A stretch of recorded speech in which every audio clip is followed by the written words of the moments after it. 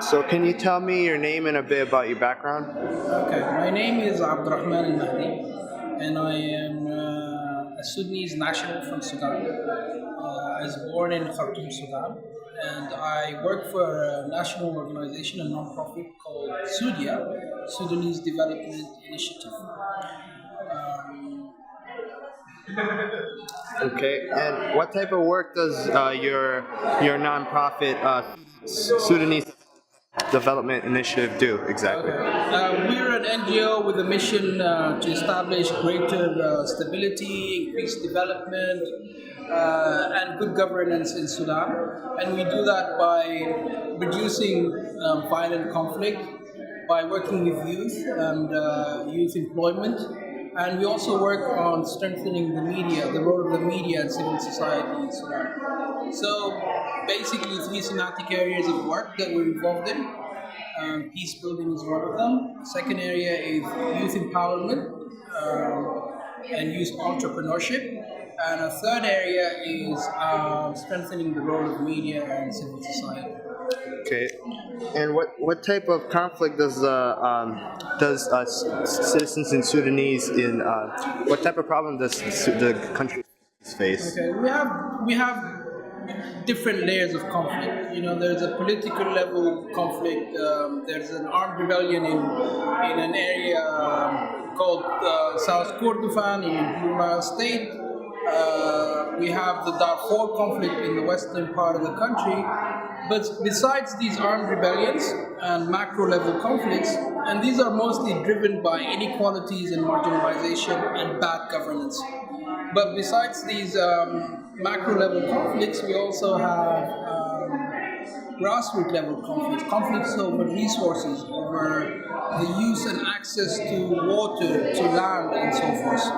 So over the years, it's just become very complicated. These different tiers of conflict make it a difficult situation to deal with. We at Sudia work at the lower levels of conflict. So basically, we work on trying to reduce violent conflict around shared resources between communities. So things like water yards or water wells, which people might compete over for the resource, the water resource. So we try and work with communities from the different groups on how better to manage the resource and make sure that it's sustainable. Okay, and was it difficult running your own nonprofit, running SUDIA, and if so, what are some of the challenges that you face with SUDIA? I think in running an NGO in our country, in the developing world anywhere, I think, but in our country more, it is very challenging. The environment is very hostile. Government is very suspicious of the work that NGOs do. Funding is a constant challenge, making sure that you have enough resources to do the work that you have to do. And also, some of the communities we work in are very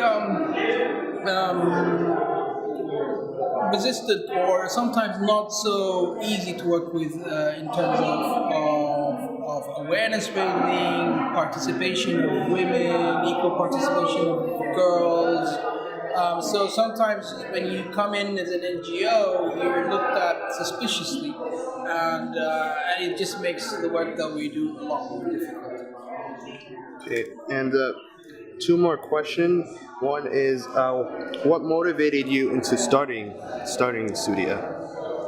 I think after I graduated, it was one or two options. I'm a physics major graduate, and when I went after I finished my studies, I went back home to Sudan. The options for a physics graduate were pretty much limited, and at that stage, it was a decision of whether to go outside and pursue higher studies and higher studies along the lines that I did my majors in, which is physics, or to stay home and try and do something at home. And I'm not much of a business person, and I found myself getting my first job in the nonprofit and development sector. And from there, I found that it's something I like to do. It gets me around. I travel a lot. I mix with different parts, with different communities in different parts of the country, and it's a challenge. It's one of these things that you wake up every day and you think, why am I doing this? I mean, why don't I go get a normal 9 to 5 job or start a business or something? So, but for me, I love it, and I wouldn't. Despite all the difficulties, I think I have one of the best jobs in the world. I mean, it's truly gratifying, and it takes me around. I get to see different communities, learn about different things, whether at home or outside. And the final question is, how do you feel like nonprofits, much like your own with SUDIA, they are making a difference in the world, and if so, how? What's the question again? Do you feel that nonprofits are making a difference in the world, and if so, how? In human rights, When in human rights? yes.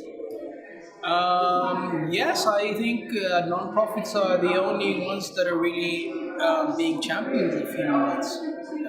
We heard today organizations like Human Rights Watch and what they're doing in terms of advocacy and trying to get governments to change some of their attitudes and actions with regard to human rights.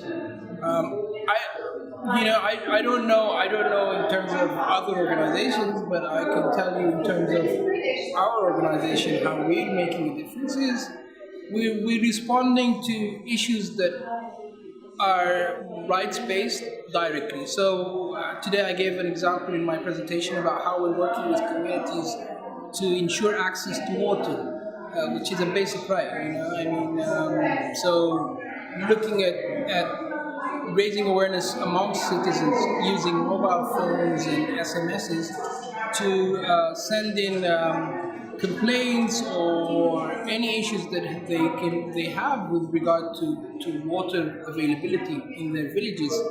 And once these messages come in, we would try and initiate a response with the local authorities to make sure that the water is available in the villages. So that's one example of some of our work that we're doing to make sure that citizens in some part of the countries where we work have access to water. So it is making a difference. So it is making a difference, at least for the villages we work in and the communities we work in. And I think it's one day at a time, and you can't expect to solve everything in one go. So we're working at the grassroots level, and we're trying to make a difference there.